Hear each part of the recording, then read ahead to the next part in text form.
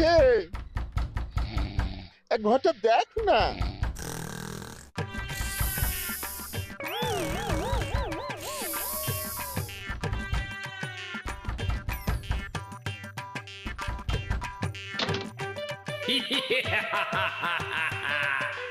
আমি তোকে খাবো, আমি দৈত্য গোপাল। বাবারে, আসল দায়িত্ব কি করে হয়ে গেলে? পালাই, এই ঘরটা ওঠ। পালিয়ে কোথাও যেতে পারবি না, আমি তোকে খাবো। বাঁচাও, বাঁচাও। বই পড়ে না? না, এই যে গুলটেকেই দেখুন, 1 থেকে 50 অব্দি মুখস্থ, কিন্তু তারপর বলতে গেলেই হোঁচট খায়। আচ্ছা গুলটে, 51 থেকে বল দেখি।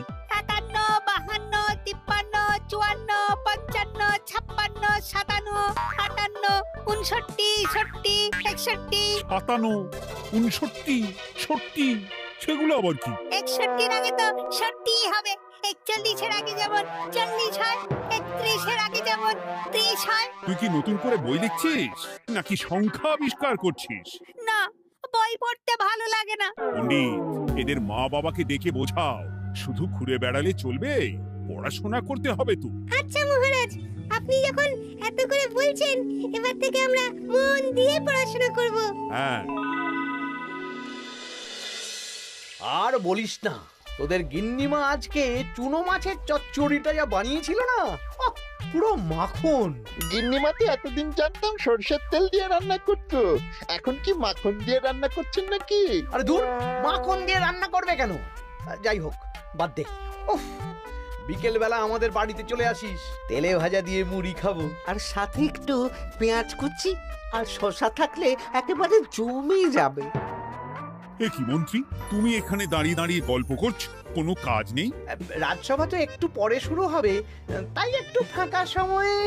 বুঝেছি, বেশি বকবক না করে রাজসভা এসো, আজকে একটা গুরুত্বপূর্ণ আলোচনা আছে। ঠিক আছে, আমি আসছি। তাহলে বিকেলে চলে আসিস। হ্যাঁ হ্যাঁ মন্ত্রী মশাই, একদম চিন্তা করবেন না।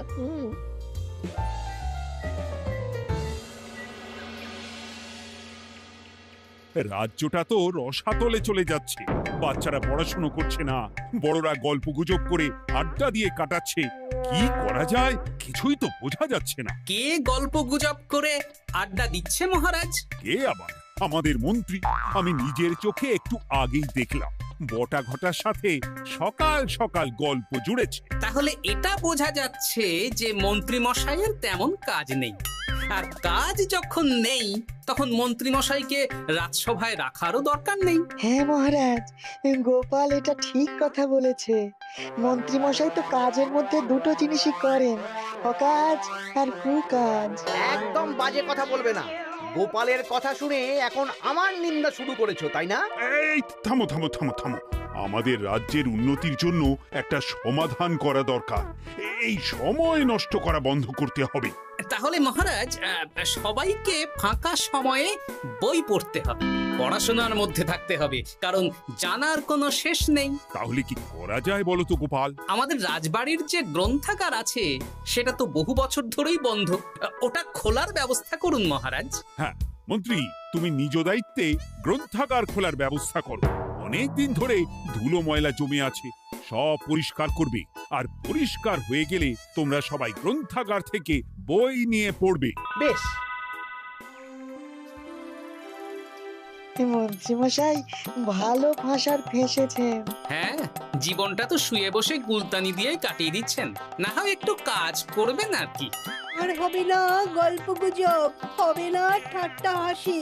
গ্রন্থাগার সাফ করতে গিয়ে মন্ত্রীর হবে হাঁচি কাশি। কথাটা বেশ ভালো বলেছে বিজ্ঞানী, ওনার দুটো কাজ, অকাজ আর কুকাজ। সে তো তুমি প্রসঙ্গ আনলে তাই। বেটারা আমাকে নিয়ে রসিকতা করছে। এই গোপালের বড্ড বার বেড়েছে, এমন চাল চালবো যে কেঁদে কুল পাবে না।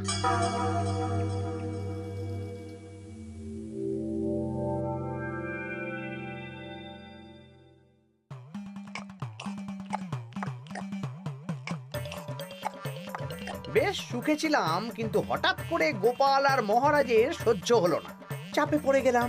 আমরা আপনাকে চাপমুক্ত করব, বলুন কি করতে হবে।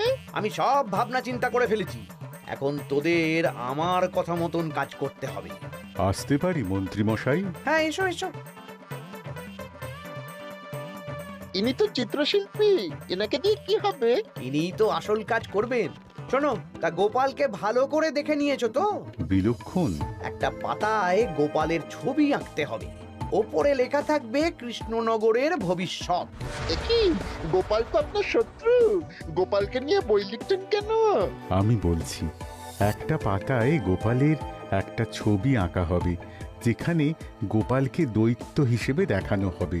বড় বড় দাঁত, বড় বড় কুলোর মতো কান।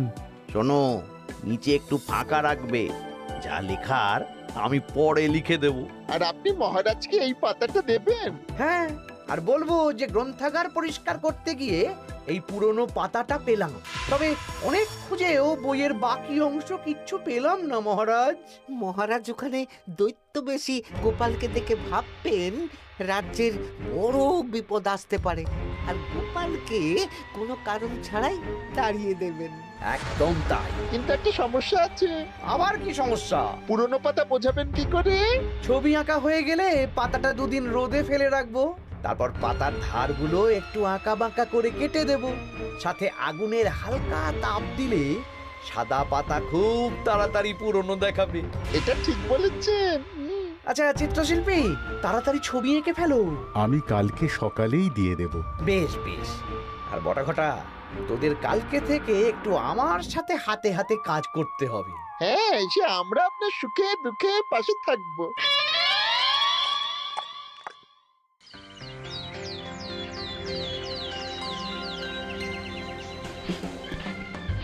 ওপরের তাকগুলো পরিষ্কার কর, ওপরের বইগুলো বড্ড ময়লা। কি মন্ত্রী, কাজ হচ্ছে? কাজ করছেন না, বরং কাজ করাচ্ছেন। কাজ হওয়া নিয়ে দরকার, যে আমি করি বা অন্য লোক, তাতে কি যায় আসে? যায় আসে মন্ত্রী মশাই। আমাদের এই গ্রন্থাগারে এত দামি দামি প্রাচীন দুষ্প্রাপ্য বই আছে, যদি কোনো বই চুরি হয়ে যায় তার দায় কে নেবে? এটা গোপাল ঠিক বলেছে। আমি তো এখানেই আছি, বটাঘটা সাহস আছে নাকি বই সরানোর? বেশ, তাহলেই ভালো। চলো গোপাল, পাঠশালায় গিয়ে দেখে আসি আজকে কেমন পড়াশুনো চলছে। গোপাল আমাদের ঘুরিয়ে চোর বললো মন্ত্রী মশাই, আর আপনি প্রতিবাদ করলেন না। প্রতিবাদ কি? গোপালকেই দুদিন পরে রাজ্য থেকে বার করে দেব।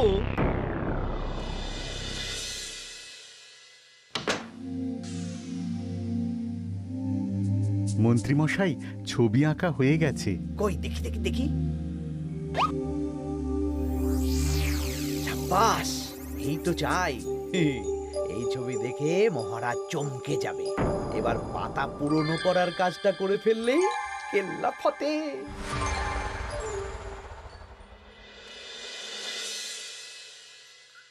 তা মন্ত্রী, গ্রন্থাগার পরিষ্কার করার কাজ শেষ? হ্যাঁ মহারাজ, তবে তবে কি? একটা পুরনো বইয়ের পাতা পেলাম। কি? এই এই দেখুন মহারাজ, আচ্ছা দেখি। অনেক পুরনো বইয়ের পাতা।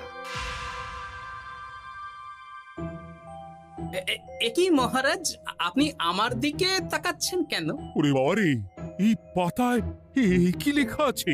পড়ছি, কৃষ্ণনগরে এক নবরূপী দৈত্য জন্ম নেবে, যার নামের আদ্য অক্ষর গ।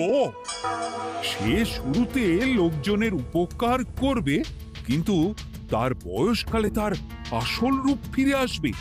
ওই ব্যক্তি আসলে মানুষ নয়, সে এক দৈত্য। সে থাকলে কৃষ্ণনগরে নেমে আসবে সর্বনাশ। কৃষ্ণনগরের মানুষদের ধরে সে খাবে। তার আসল রূপের চিত্র প্রদর্শিত করা হলো। কই দেখি মহারাজ। দেখো, সত্যি তো, এই দৈত্যকে একদম গোপালের মতন দেখতে। মহারাজ, আমার মনে হয় যে গোপালকে এই রাজ্যে ঠাঁই দেওয়া একদম ঠিক হবে না। কোন দিন গোপাল মানুষ থেকে দৈত্য হয়ে আমাদের খেয়ে নেবে বলা তো যায় না। উল্টো পাল্টা কথা বলবেন না মন্ত্রী মশাই। ওই দেখুন মহারাজ, গোপাল কেমন রেগে উঠছে। এক্ষুনি দাঁত বেরোলে কিন্তু হিতে বিপরীত হয়ে যাবে। আরে কিসের হিতে বিপরীত? কই দেখি। দেখো দেখো, এ তো কোনো দুষ্প্রাপ্য বইয়ের পাতা। তাই মিথ্যে কথা লেখার সম্ভাবনা কম।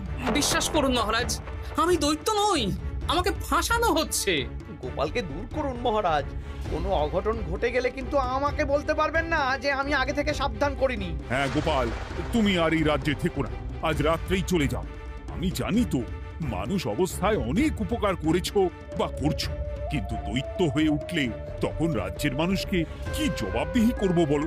বিশ্বাস করুন মহারাজ, আমি মানুষ। চুপ! এই কে আছো? গোপালকে ঘাট ধাক্কা দিয়ে বের করে দাও। যেন আজকের পর এই রাজ্যে আর না দেখি। মহারাজ এসব বিশ্বাস করলেন? মন্ত্রী মশাই জোর খাটালেন যে, কি আর করা যাবে। এখন যতদিন না কোনো উপায় হচ্ছে, এই রাজ্যের বাইরেই থাকতে হবে। তবে কি? একটা সন্দেহ হচ্ছে বুঝলে। আগের বছর যখন বেতন বেড়েছিল, রাজসভা থেকে একটা চিঠি দিয়েছে, সেটা আছে? হ্যাঁ, আছে তো। দাও তো, যাওয়ার পথে একটু বিজ্ঞানীর বাড়িতে যাব বুঝলে।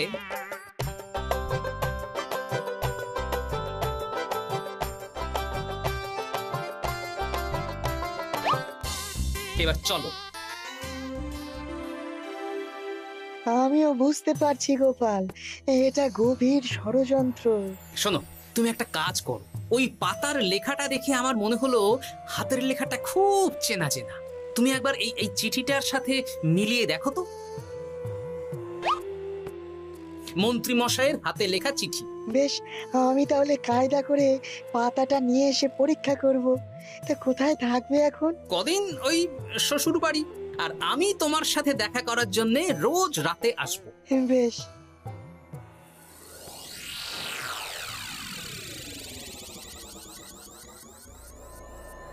আসতে পারি মহারাজ? ও বিজ্ঞানী, এসো এসো এসো। বলছি মহারাজ, পাতাটা চাই, আজকে রাতের জন্য দেবেন? হ্যাঁ নিয়ে যাও নিয়ে যাও। ওই পাতা দেখলেই আমার ভয় লাগছে।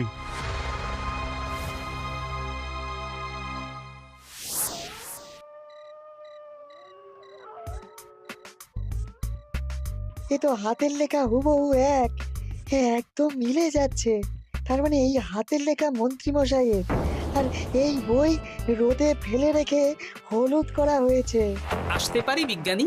এ কি, কে তুমি?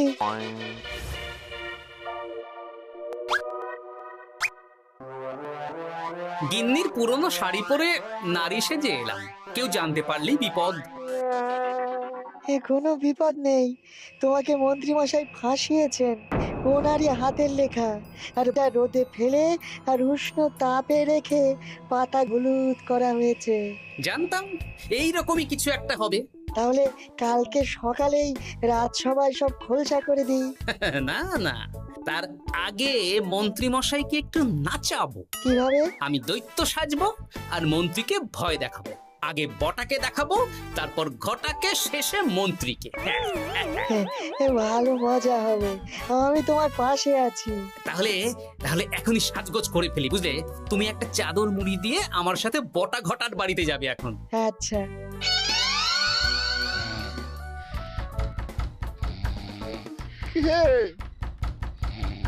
এক ঘটা দেখ না।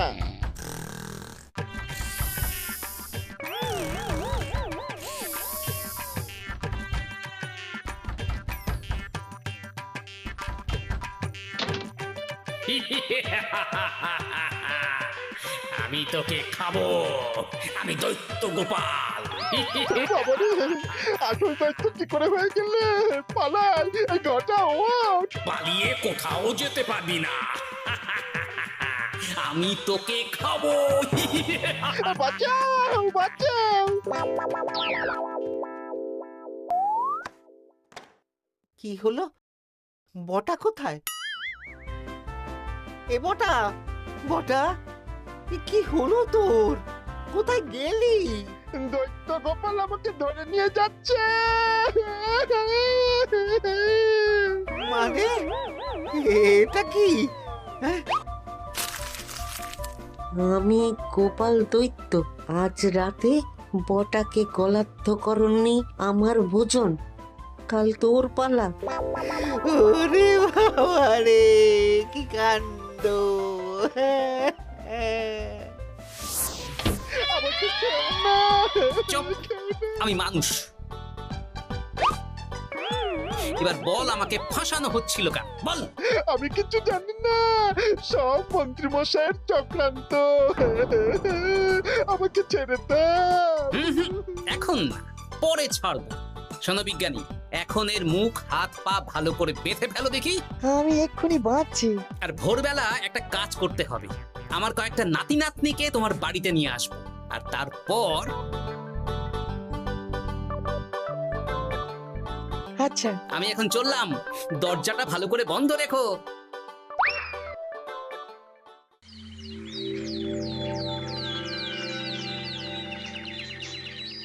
কি সব উল্টো পাল্টা বলছিস?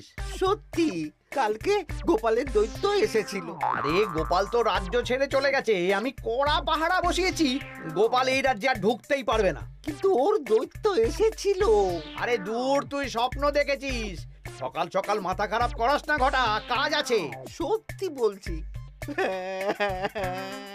চুপ।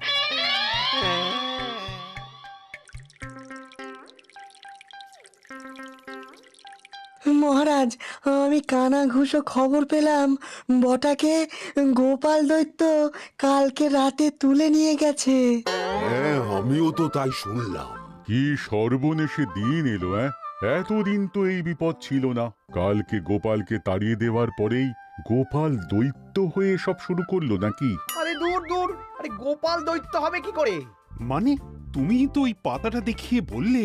না মানে আমি বলতে চাইছি যে মহারাজ, গোপাল দৈত্য হয়ে এই রাজ্যে বিপদ আনতে পারে, কিন্তু সেটা তো এই রাজ্যে থাকাকালীন।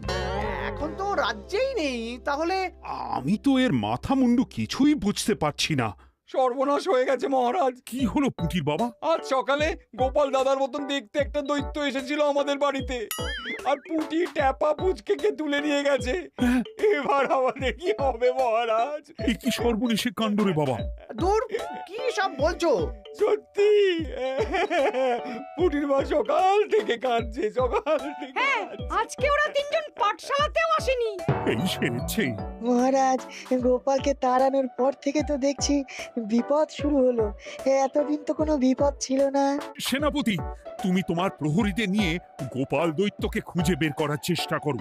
আচ্ছা মহারাজ। আর এই যে মন্ত্রী, বলুন মহারাজ। আজ থেকে রাজ্যের সব দোকান, বাজার, হাট অনির্দিষ্ট কালের জন্য বন্ধ থাকবে। সবাই বাড়িতে থাকো, ঢেঁড়া পিটিয়ে দাও।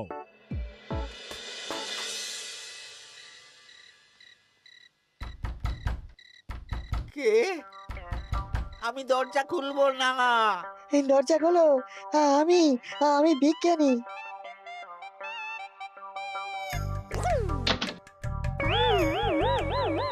এবার আমি তোকে খাবো। আমাকে ছেড়ে দাও, আমাকে ছেড়ে দাও, ছেড়ে দাও আমাকে, আমাকে ছেড়ে দাও। ছেড়ে না, ছিঁড়ে খাবো।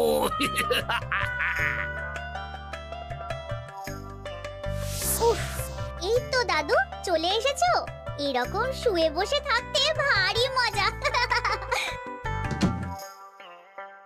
এ কি বটা, তোর কিছু হয়নি? না না, কাল একটু ভয় পেয়েছিলাম। না, কিছু হবেও না। এই মন্ত্রীর সব চক্রান্ত ধরা পড়ে গেছে। আমি চাইলেই মহারাজের কাছে মন্ত্রীর নিজের হাতের লেখা বইয়ের ব্যাপারে বলতে পারতাম, কিন্তু আমি চাই মন্ত্রী মশাই নিজের মুখে নিজের দোষ স্বীকার করুক। আর সেটা করানোর দায়িত্ব তোর হাতে। আমি কি করব? কাল সকালে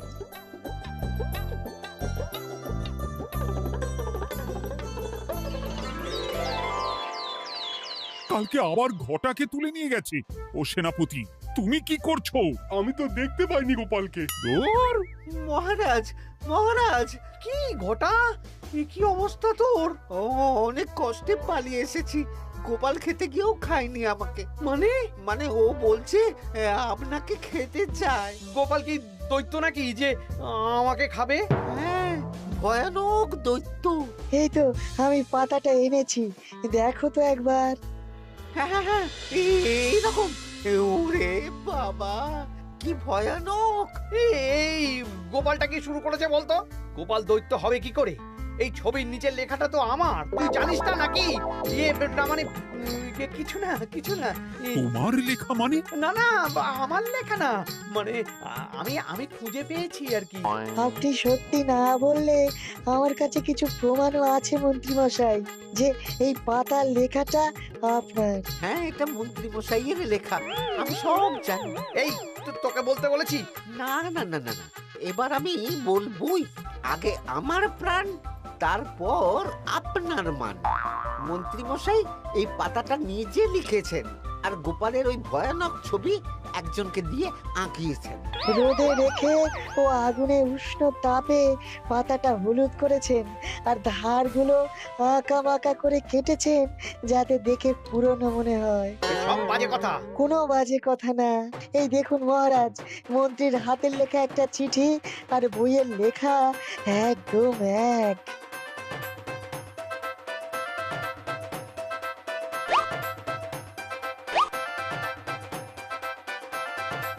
এ কি মন্ত্রী? ইয়ে না মানে, কিন্তু গোপাল যদি সত্যিই দৈত্য না হয়, তাহলে বাচ্চাগুলোকে আর বটাকে কে ধরে নিয়ে গেল? আমি ধরে নিয়ে গিয়েছিলাম। অনেক সময় সোজা আঙুলে ঘি না উঠলে আঙুল বাঁকাতে হয়, তাই এই ছোট্ট নাটক। সবাই সুস্থই আছে। এবার মন্ত্রীকে আমি মেরে অসুস্থ করে দেব। সুস্থ মানুষকে দৈত্য বানিয়ে দিলে, হ্যাঁ?